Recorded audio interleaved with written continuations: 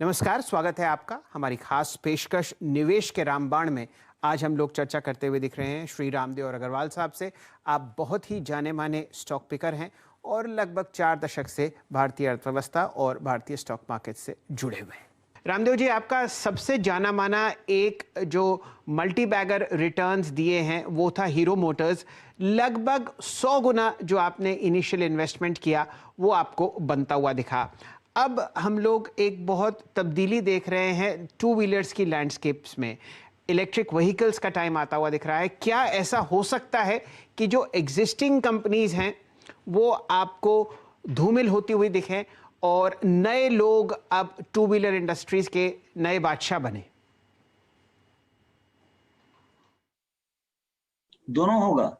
आपको नए लोग जैसे ओला ओला का जो आ रहा है वो होगा और एक दो और भी आएंगे। बट जो एग्जिस्टिंग जो प्लेयर्स हैं, ये जो तीनों चारों जो महारथी लोग हैं, हीरो, बजाज, टीवीएस, आइशर, ये सबके पास कैश फ्लो है, उनको समझ है कि उनको करने का ही है। क्योंकि गवर्नमेंट का मैंडेट है कि भाई 2030 के बाद नहीं बिकेगा, मतलब आपका पेट्रोल डीजल कार या, तो क्लियरली उनको करना ही है और वो कर रहे हैं। सवाल ये है कि जो नए कैंडिडेट हैं जैसे ओला हो रहे हैं, जो वो इनका पूरा का पूरा मार्केट शेयर ले जाएंगे और ये चुप बैठ रहेंगे। मेरे को नहीं लगता ऐसा। सबका अगले 12 महीने के अंदर सबके प्रोडक्ट्स आएंगे एंड दे उनके पास क्या है कि उनके पास एग्जिस्टिंग कैश फ्लो है 3-3, 4-4, 5-5 हजार करोड़ का, और वो तो कैश फ्लो चालू है। तो उसके चलते आपको इलेक्ट्रिक में वो 100, 200, 300 करोड़ का लॉस करेंगे और सब लोग लॉन्च करेंगे। तो मुझे लगता है कि ये इंडस्ट्री जो है, हालांकि बहुत बड़ा ट्रांजिशन है फ्रॉम आईसी टू इलेक्ट्रिक, लेकिन ज्यादातर एग्जिस्टिंग प्लेयर ही करेंगे उसको। चलिए, एग्जिस्टिंग प्लेयर्स में ही आपको फिलहाल विश्वास है। और रामदेव जी, आपकी बात बाजार सुनता हुआ आइशर मोटर्स आपको दिन के उच्चतम लेवल पर ट्रेड करता हुआ दिखेगा। रामदेव जी, हर चीज़ का अगर आप देखिए बढ़िया त्रिवेणी संगम बनता हुआ दिख रहा है। फंडामेंटल्स बढ़िया हैं, ग्रोथ प्रोस्पेक्ट्स बहुत अच्छी तरीके से अर्निंग्स में बढ़ते हुए दिखेंगे और बाजार में हर तरफ से पैसा आता हुआ। ये बताइए, कोई ऐसी चीज जो आपको खटकती हुई दिखती हो, रात की नींद में तकलीफ आती हो, जिससे इस बुल रन में थोड़ी शिकन पड़े? देखिए, एक चीज मेरे डर लग रहा है, ये जो ग्लोबल लॉजिस्टिक जो डिस्टरबेंस चल रहा है, चाहे कंटेनर का हो, चाहे एक्सपोर्ट इंपोर्ट का हो, ये प्रॉब्लम बहुत पहले सोचा था कि 2-3 महीने 4 महीने में खत्म हो जाएगा, लेकिन ये प्रॉब्लम और बढ़ गया है।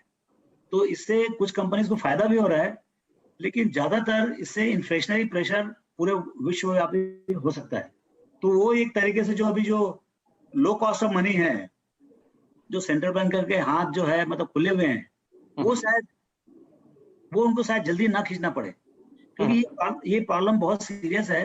एंड आई विश कि अगले 4-6 महीने में खत्म हो जाए, आपसे आप ठीक सुधर जाए, लेकिन ये प्रॉब्लम काफी पेचीदा होते जा रहा है और ये मेरा नया रिस्क नजर आ रहा है कि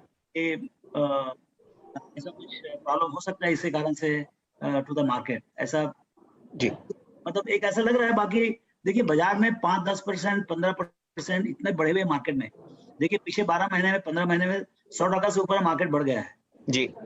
अब इसमें आपको 15-20% का करेक्शन के लिए आपको हमेशा तैयार रहना चाहिए, लेकिन शेयर नहीं बेचना चाहिए। मैं इससे बोल रहा हूँ, मेंटली पोटेंशियल लॉस के लिए तैयार रहना चाहिए। देखिए, एक लॉस होता है परमानेंट लॉस, मैं इन्वेस्टर की बात कर रहा हूँ। मैं तो इन्वेस्टर का जो ये होता है, क्या नाम है, लॉस होता है और कोटेशनल लॉस होता है। एक जो है आपने परमानेंट लॉस बुक कर लिया, वो एक अलग चीज होती है। लेकिन आपका 50-100 हो गया और 100 का 90 हुआ, इसका मतलब नहीं आपको लॉस हो गया। आपका एक टेम्पररी कोटेशनल लॉस है, 100 का 90 हुआ है, अभी 90 वाला 180 होने वाला है, लेकिन वो उसके लिए पेशेंस, आपको दोनों देखना पड़ेगा। आपको 100 का 90 होते देखना पड़ेगा और 90 से 180 भी होगा, लेकिन आप 90 से 180 तभी तक नहीं जा सकते जब तक आप 100 से 90 देखने के तैयार ना हो।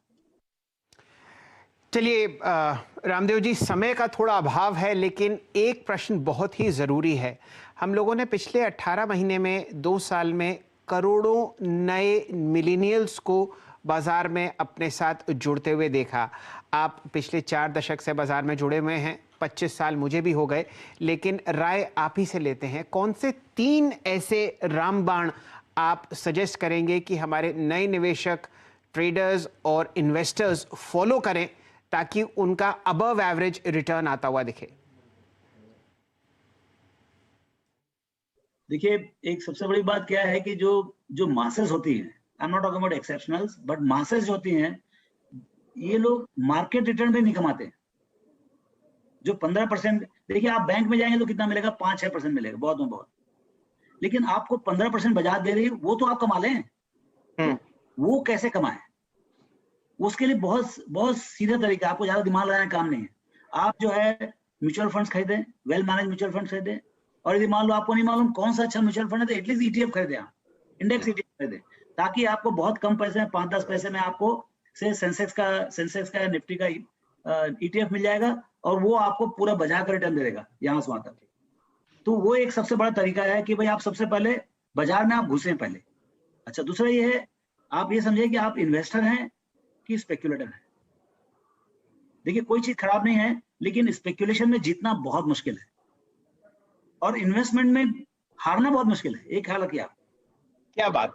आप मेरी बात सुन के रखिए, मैं बोलता हूँ आपको स्पेक्युलेशन में जीतना मुश्किल है और इन्वेस्टमेंट इंडिया में, इंडियन इक्विटी मार्केट्स में हारना मुश्किल है। तो आप समझिए आपको क्या करना है।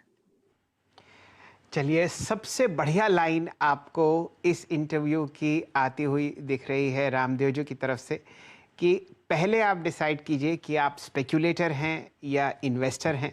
स्पेक्युलेशन में जीतना बहुत मुश्किल है और इन्वेस्टिंग में हारना बहुत मुश्किल है। ये लाइन रामदेव जी मैं अपनी डायरी में ज़रूर लिखूंगा, और हमेशा की तरह जब भी आपसे बात होती है लगता है कि समय का अभाव है, चाहे वो आधा घंटा हो, 22 मिनट हो, चाहे 2 घंटे हों। आपने अपना इतना कीमती समय इतने मौके पर निकाला, उसका आपके लिए बहुत बहुत धन्यवाद और आभार।